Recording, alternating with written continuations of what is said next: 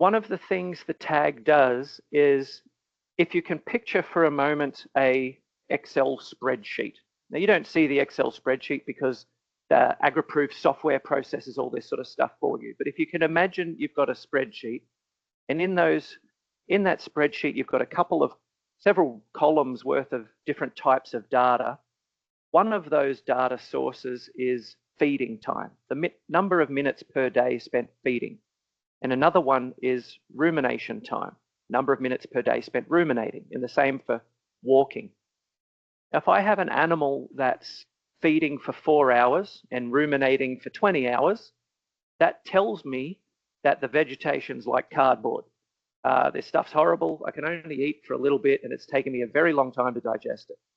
But if I'm grazing for 20 hours and ruminating for 4, that stuff tells me, that data's telling me that stuff's like ice cream. It's really good food. So that ratio between feeding and ruminating time is telling me something about pasture quality from the animal's point of view. That'll change over the year as pastures, come good and then hay off and all that sort of stuff. But if we think of that livestock behavioural data as a pasture quality index, or if we add walking times to that as a pasture quantity index, we can now have make some decisions around what we do with those animals. So as an example, these are just rough numbers, by the way. I'm not an accountant, but you get the idea, is that if I have something like an animal that's putting on 1 or 2 kilos a day, and I keep them out there for 30 days too long, or I bring them in 30 days early, I could be having an influence. I could be missing out on extra kilos of those animals.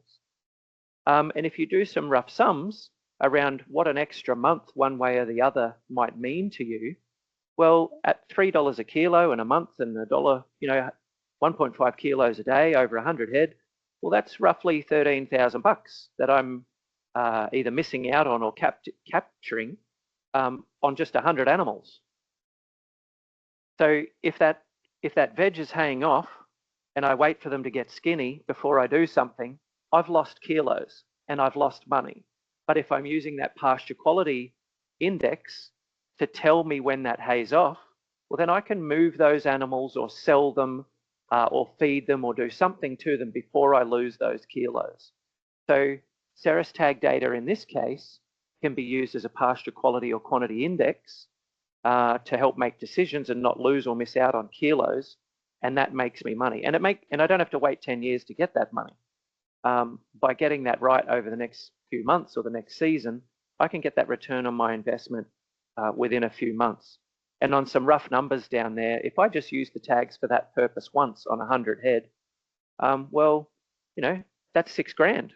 Or if I've got 300 head, that's 10 grand, or 46,000 bucks if I've got 1,000 head.